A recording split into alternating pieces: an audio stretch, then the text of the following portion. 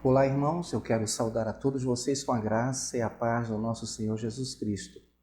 Nos nossos devocionais, temos trabalhado o tema o ministério do discipulado.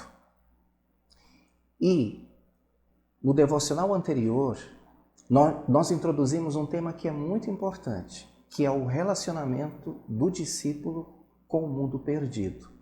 Nós vimos no devocional anterior que, como discípulos de Cristo, nós iremos passar por perseguições.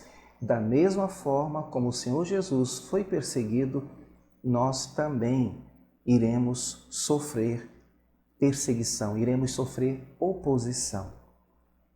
Hoje, nós iremos ver como o mundo deve nos observar e também como nós, como cristãos, devemos ver o mundo, devemos olhar para o mundo. É muito importante termos consciência da nossa identidade em Cristo.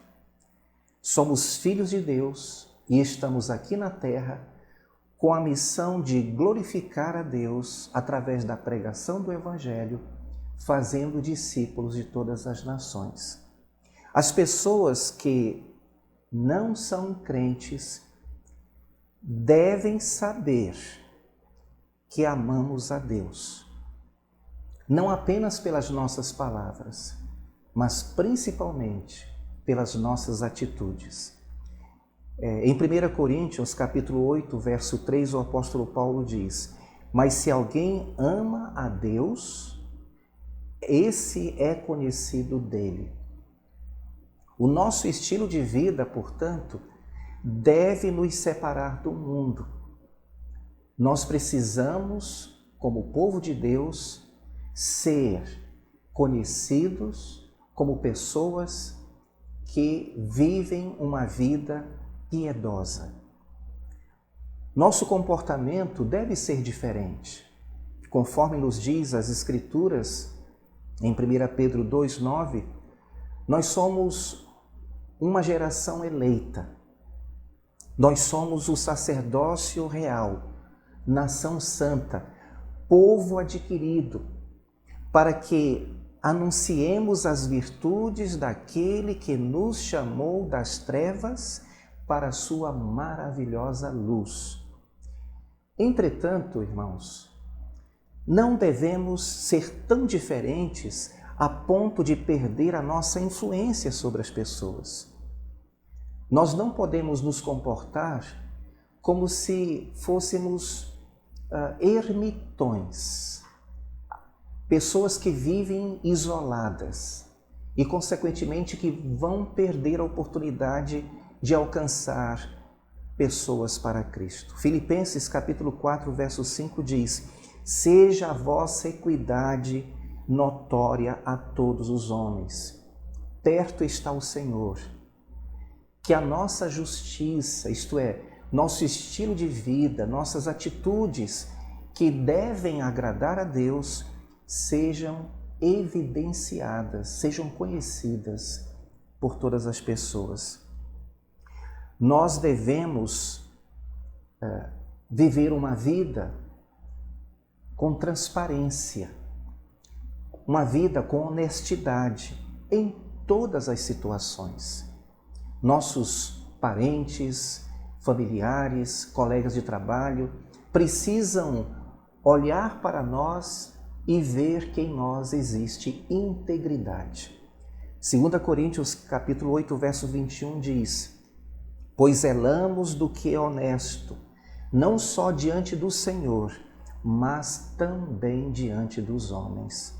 E Romanos 12, 17 diz: "A ninguém torneis mal por mal, procurai as coisas honestas perante todos os homens."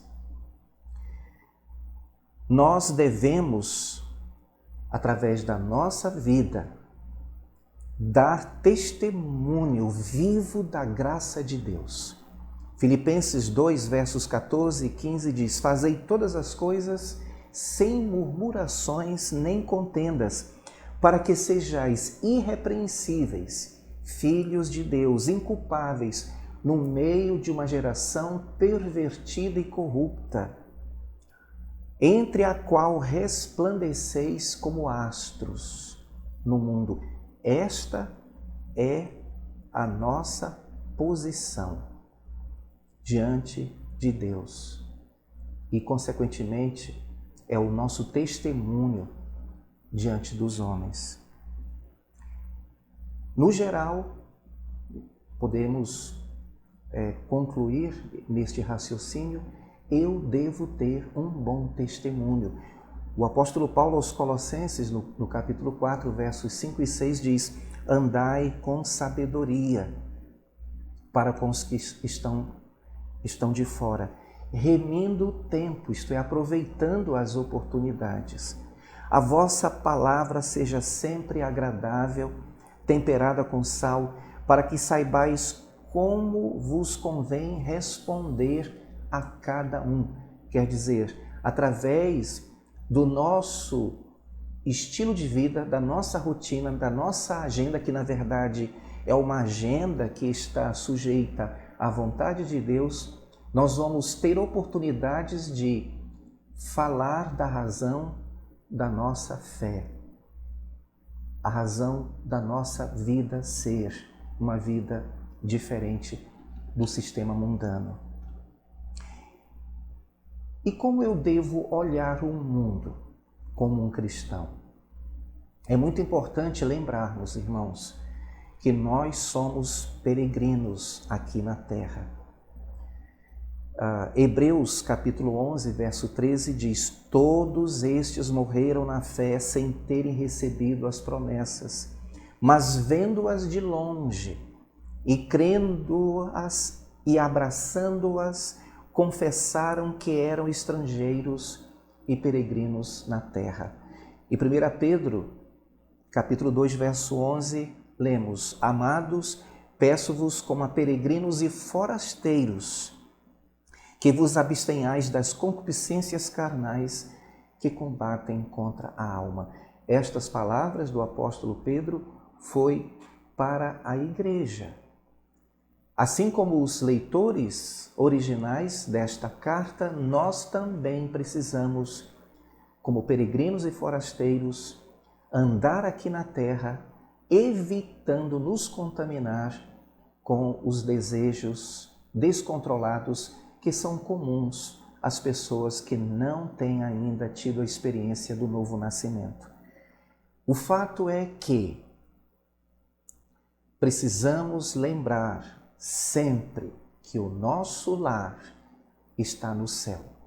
Filipenses 3:2, o apóstolo Paulo disse aos filipenses: mas a nossa cidade está nos céus, de onde também esperamos o Salvador, o Senhor Jesus Cristo.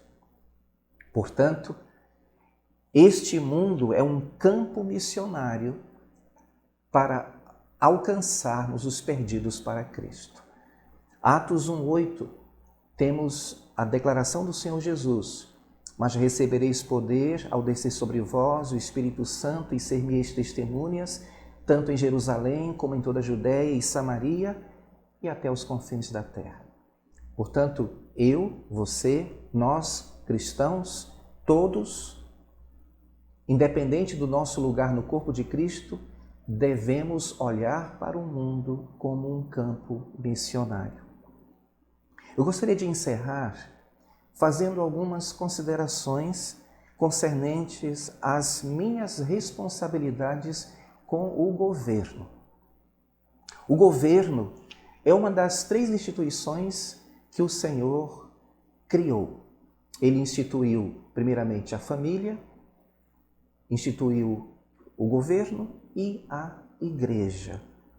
Todos os governos e reinos estão controlados por Satanás, com a permissão de Deus, mas estão sob influência de Satanás. Em Lucas, no capítulo 4, versos 5 e 6, nós lemos: e o diabo, levando-o a um alto monte, mostrou-lhe num momento de tempo todos os reinos do mundo. E disse-lhe o diabo: dar-te-ei a ti todo este poder e a sua glória, porque a mim me foi entregue e dou a quem quero. Isso ocorreu quando Adão desobedeceu. Adão foi colocado no jardim para cuidar, para administrar. O planeta Terra foi um presente dado por Deus ao homem. O homem deveria dominar sobre a terra, mas ao desobedecer, o Adão perdeu este poder, esta capacidade, e consequentemente Satanás usurpou aquilo que era do homem. Mas em Cristo Jesus, nós fomos resgatados e todas as coisas estão agora sob o comando e o poder de Deus. Porém, a redenção ainda não se completou. E na atual conjuntura ainda estamos vivendo em um sistema caído. E a influência de Satanás sobre as pessoas continua.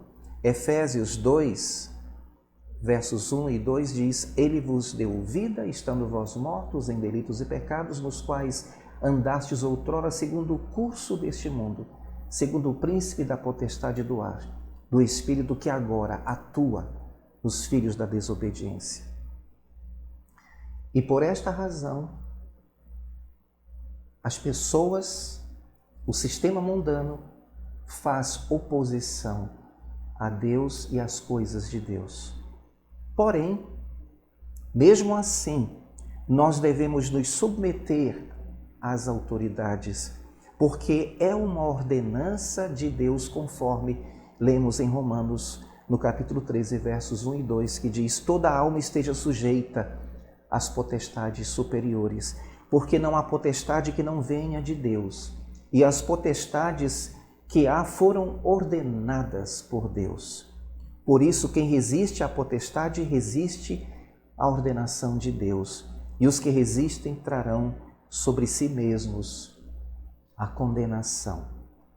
Se nós fizermos o que é certo, não teremos razão para temer as autoridades. Deus nos honrará por fazermos o que é certo. Romanos 13, versos 3 a 5 diz: porque os magistrados não são para terror, para as boas obras, mas para as más. Queres tu, pois, não temer as autoridades, faze o bem e terás louvor dela, porque ela é ministro de Deus para teu bem. Mas se fizeres o mal, teme, pois não traz em vão a espada, porque é ministro de Deus e vingador para castigar o que faz mal. Portanto, é necessário que eles estejais sujeitos não somente pelo castigo, mas também pela consciência.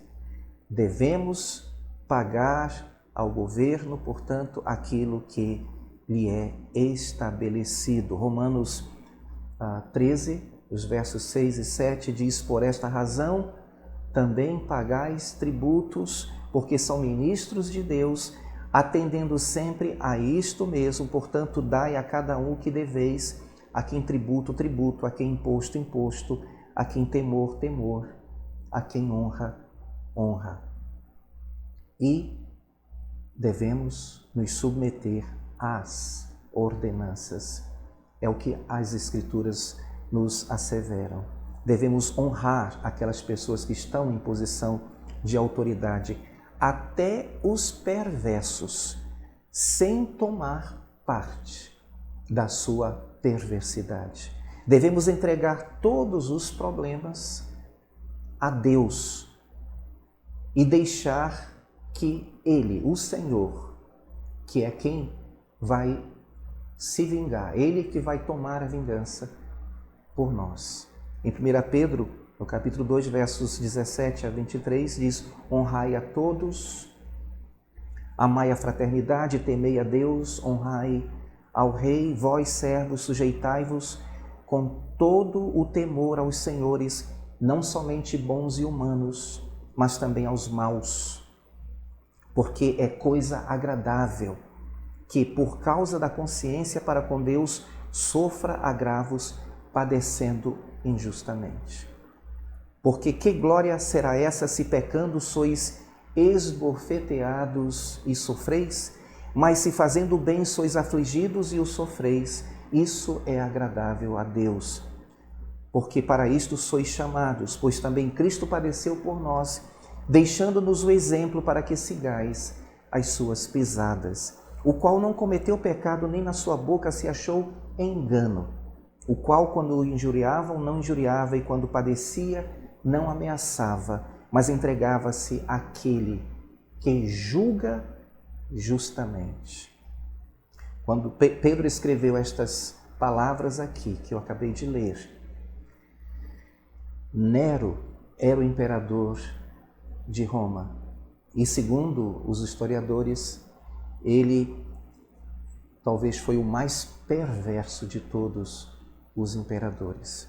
Portanto, reconheça que você não pode ditar as leis morais ou mudar a humanidade através de ações políticas. O homem, por natureza, é um pecador, caído, totalmente depravado e deve ser mudado individualmente através do conhecimento do Senhor Jesus Cristo. Nós precisamos, portanto, pregar o Evangelho. Tito, capítulo 2, verso 14, diz: o qual se deu a si mesmo por nós para nos remir de toda a iniquidade e purificar para si um povo seu especial, zeloso de boas obras. Você quer transformar o mundo? Pregue o Evangelho. Apresente Jesus para os seus familiares. Apresente Jesus para os seus colegas de trabalho. Apresente Jesus para os seus amigos. Desejo a todos vocês um excelente dia na presença do Senhor.